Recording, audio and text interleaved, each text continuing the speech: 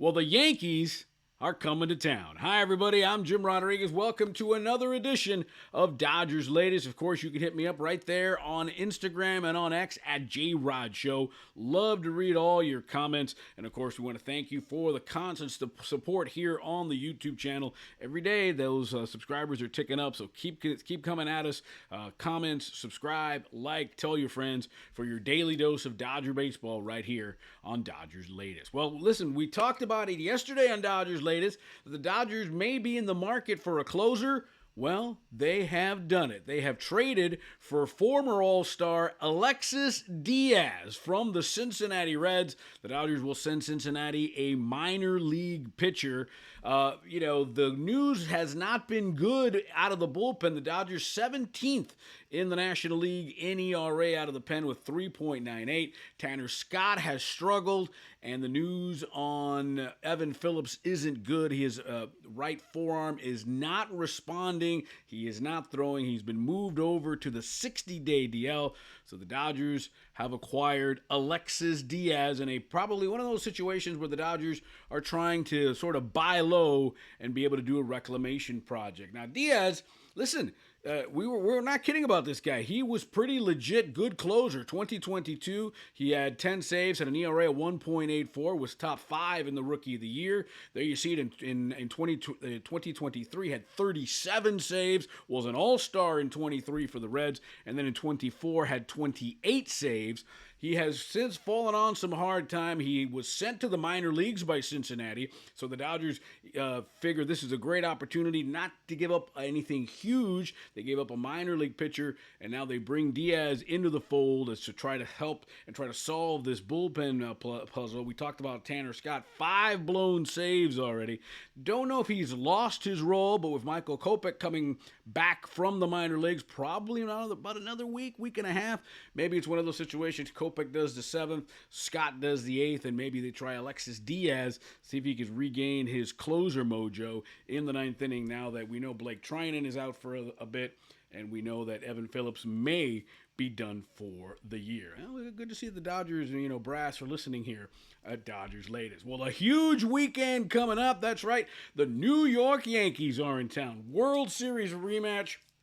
These teams have faced each other, these franchises, 12 times in the World Series. That's the most common World Series matchup in Major League history. Of course, Dodgers winning last year in 5 games. Freddie Freeman with the home run in Game 1. The great comeback in Game 5. Dodgers have actually won the last 2 times the Dodgers and Yankees have seen each other in the World Series. 1981, Dodgers finally got and beat the Yankees after losing several in a row. Dodgers won that series in 6. They won last year in 5. And I tell you what, this series does not lack for star power. This series does not lack for selling.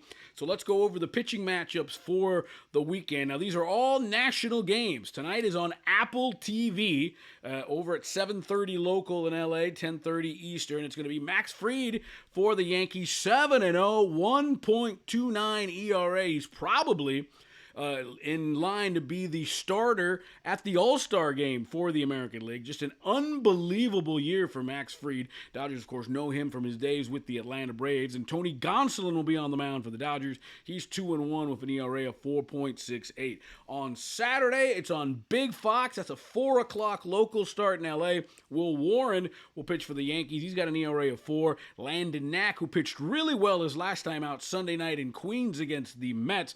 In that game, Knack went 6 innings, 1 earned run, 5 Ks. Dodgers lost that game, but it was really good to see Landon Knack pitching well. And then Sunday night, of course, on ESPN, again, another 4 o'clock start in LA. So you got to see what those shadows are going to do. Yankees are not sure who they're going to start, but the Dodgers will go with Yoshinobu Yamamoto in his 1.97 ERA. And probably the Yankees, for Yamamoto, it was probably the greatest game he has pitched, at least last year, and maybe in his career in the big leagues. Remember, he went to Yankee Stadium on a June night, 7 shutout innings in the Bronx to help the Dodgers win a game. So Yamamoto will be on the mound Sunday night in the Sunday Night Delight on ESPN. The Yankees Don't know who is going to pitch for them as of now. Then, when the Yankees leave, it'll still be a New York flavor for the Dodgers as the New York Mets come to town for 4 games as well. All right, so odds and ends. I'm a big gambler. I like to talk about gambling and moves. And look at this stat. This was a shock. Obviously it makes sense with Max Fried and the way he's pitched. But the Dodgers are a home underdog for the first time in over a year. It was Cinco de Mayo of last year against the Braves, the last time the Dodgers were not favored at home in a game. And who started that game for the Braves? Max Fried. How crazy is that, right? Dodgers won that game 5-1. Hopefully we have the same result tonight as the Dodgers take on Fried, but this time wearing Yankee colors. Who's done well against Max Fried? Well, Tommy Edman is hitting .375 with a double and a triple. Miguel Rojas has a home run, hitting .345. Of course, Rojas, when he was with the Marlins, Fried, when he was with the Braves, saw each other a lot. And Max Muncy has taken Fried deep twice in his career. In terms of who's done well against Tony Gonsolin, well, Trent Grisham, .467 with a home run and a double, and Aaron Judge has one hit and 2 at-bats against Tony Gonsolin, and of course, that would be a home run. And speaking of Aaron Judge, man, when you look, it's crazy. It's crazy how stacked both these lineups are.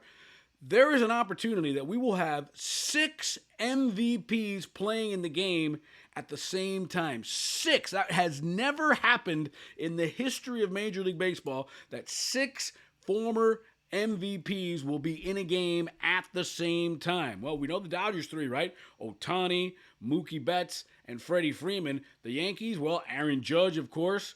Paul Goldschmidt, who did it when he was in the National League. And, of course, our old buddy Cody Bellinger, who's now with the Yankees. He won it, of course, with the Dodgers. So it could be a historic night once again at Dodger Stadium with 6 most valuable players playing in the game. And, of course, we can't not talk about Aaron Judge, right? The season he's having, he's already the favorite to be the MVP this year, hitting .391. So he's flirting with .400. That leads the majors. He's got 18 homers, 47 RBI. He also leads the majors in on-base percentage, OPS, slugging, and hits. Oh, by the way, the Yankees are in first place, right? 6.5 games ahead of Tampa. The Dodgers in first place, 2 ahead of the Padres, 3 ahead of the Giants. It's going to be a great weekend. We'll break it down for you on Monday as we get back at it. It's the Dodgers and the Yankees.